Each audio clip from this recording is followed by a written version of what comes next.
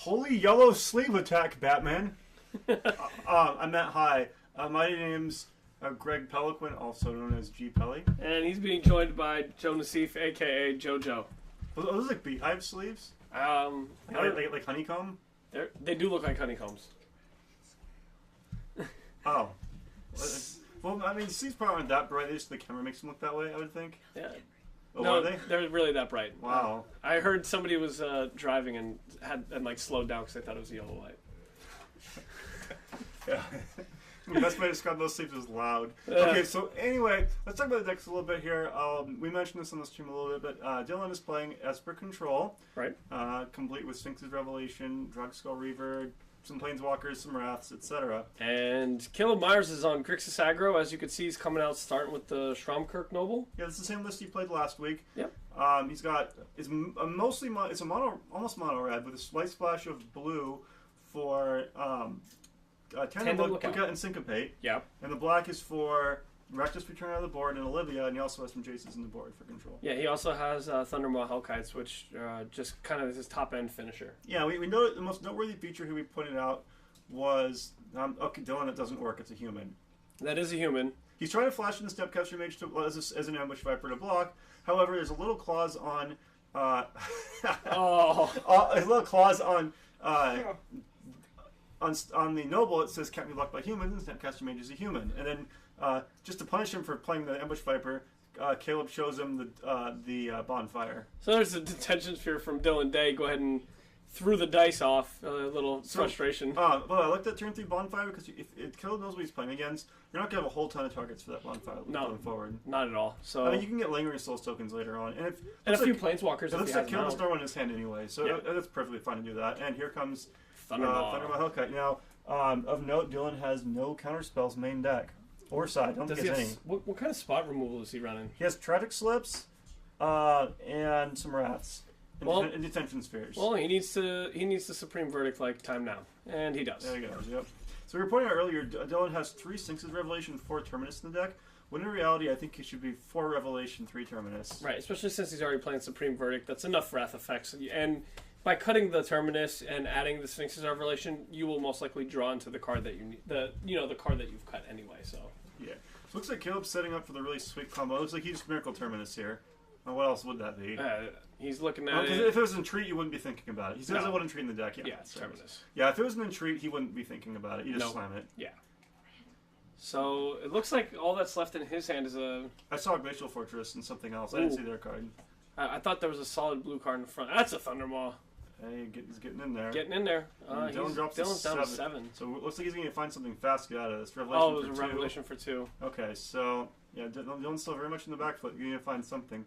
No, you notice how Caleb's slowly playing out his cards, or maybe he's not. Maybe that's not on purpose, but he's playing his cards out slowly so that so Dillon doesn't get card advantage all the Wraths. Yeah, Dillon has Jace and Lingering Souls here, which should be pretty good.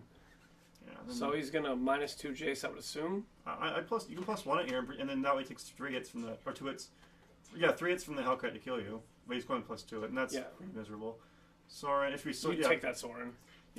Yeah, so Caleb should not have done. I would put the Glacial Fortress with the Jace. Yeah, because there's Jace in play. Yeah. Because Caleb's not going to go for not going for the Jace at this point. No.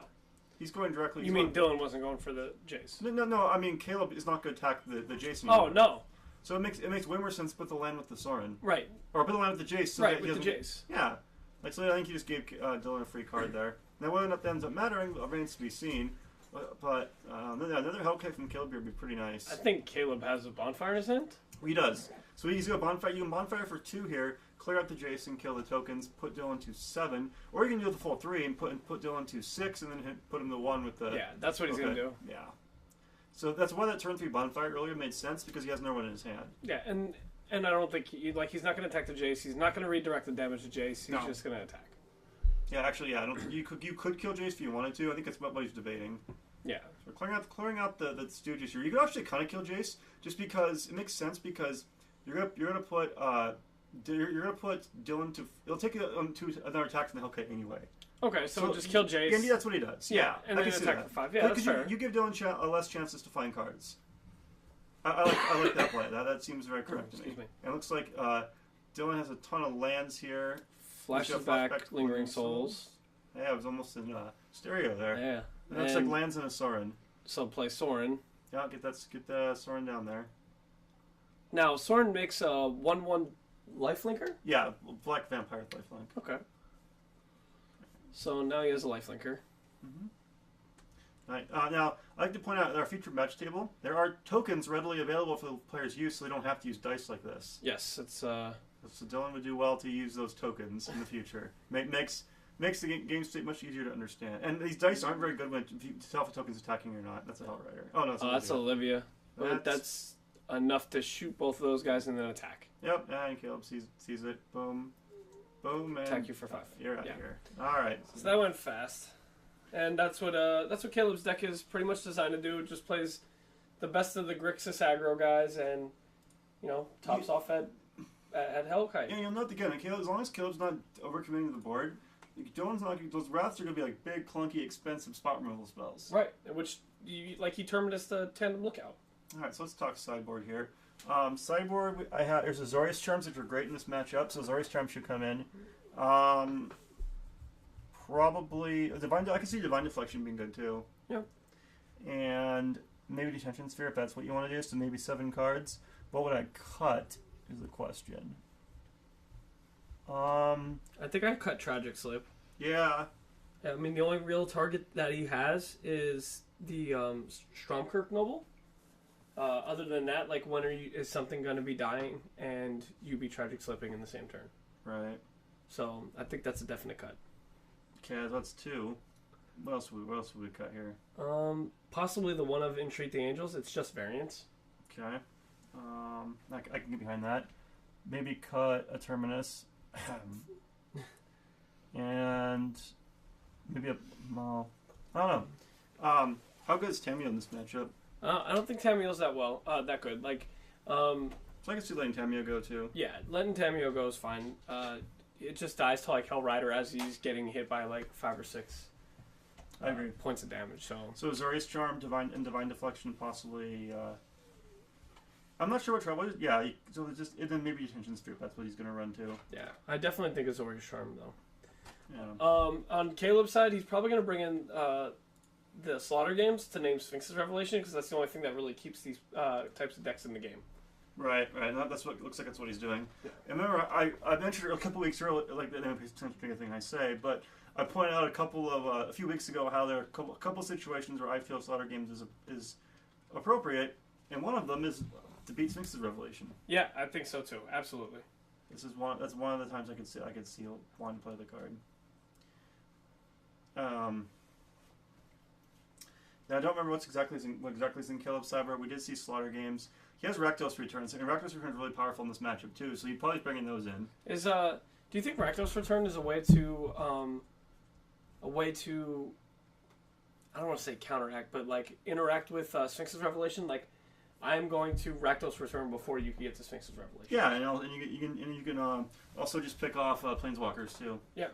So we'll see how it plays out. Caleb's been playing this deck for a few weeks. I know Dillon has been working on it for since December. Actually, he was asking me for some advice on it, and he's put a lot of time into this list. Should your advice have been for Sphinx's Revelation? At the time, we did not talk about that.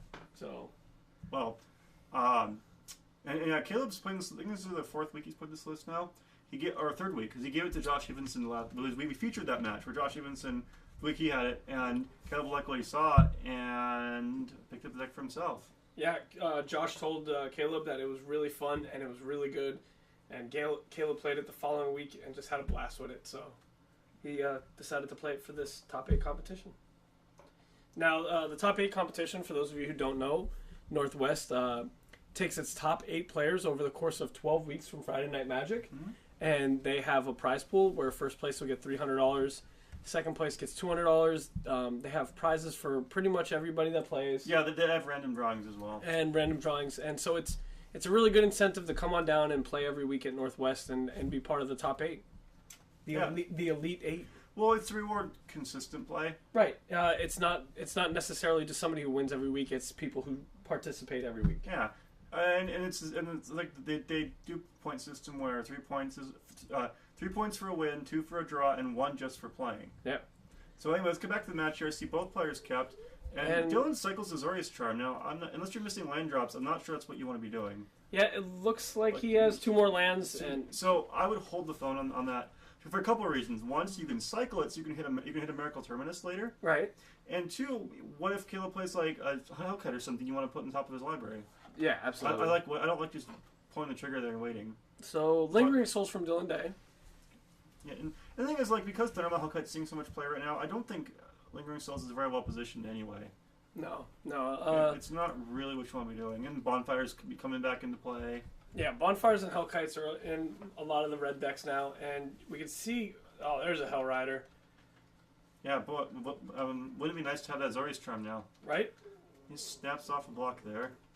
So now, because now he could have taken 2, he could have Flashback here, then Azorius Charmed here. Right. At barely any tempo loss. Yeah, exactly. It's actually no tempo loss. It's using your mana effectively. Yeah, and it essentially would have been a time walk. It sets Caleb back, and it puts Dillon in the driver's seat, especially if he has a Sorin to follow up with. It looks like he has another Azorius Charm there, so that's good. That's a good start. Okay, good. Potentials for that. And then get in there with the 1. Flashback the souls or no? Yeah, flash it back and get in with the other one. Well, he's got 2 Drown Catacombs, so it's not like... Oh. You can't Azorius Charm anyway. Yeah, right. So I would flash back there. Does he have Sorin? No, he has 2 Terminuses, a Drugskull Reaver, and a Azorius Charm. This play confuses me from Dillon. I'm not... Snaps off another block. Why aren't we Azorius Charming? I think he's just holding out to... Well, now if you try Flashback with Lingering Souls, the Zealot's going to shoot you. Yeah, now you take it 3. I think he was basically saving the Linger Souls for later in the game. Well, then why don't you have a white floating for Azorius Charm? There's a 2 mana... Oh, boy. This play confuses me. Is it main... Oh, Syncopates it. He tries to main phase... Yeah, he tries to main phase Revelation for 2, and there's Reckless Return for 4. Clears out his hand. Ugh. And this is rough, yeah. And he's taken 2. And so yeah, if Dillon played a little differently here, he very well could be in a position where he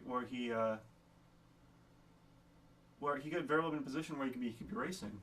Yeah, but it's possible. Instead, he's no hit. Yeah, that's not very. Yeah, I think maybe Dillon mistapped his mana when he could have used the Azorius Charm earlier. Oh my gosh! Is that game? 1, 2, 3, 10, 7 puts him to 3. Yeah. Yeah. So Miracle Terminus here. That's just to keep playing Magic. Yeah. That's just to keep putting cards on the table. And that's a Jace. The Jace is probably not going to do it. And oh wow! He shows Hell Rider and. Oh man! Still had all these. Yeah, and so Caleb with his Grixis Aggro takes it down. Yeah, crushed Dillon there. Well done, Caleb.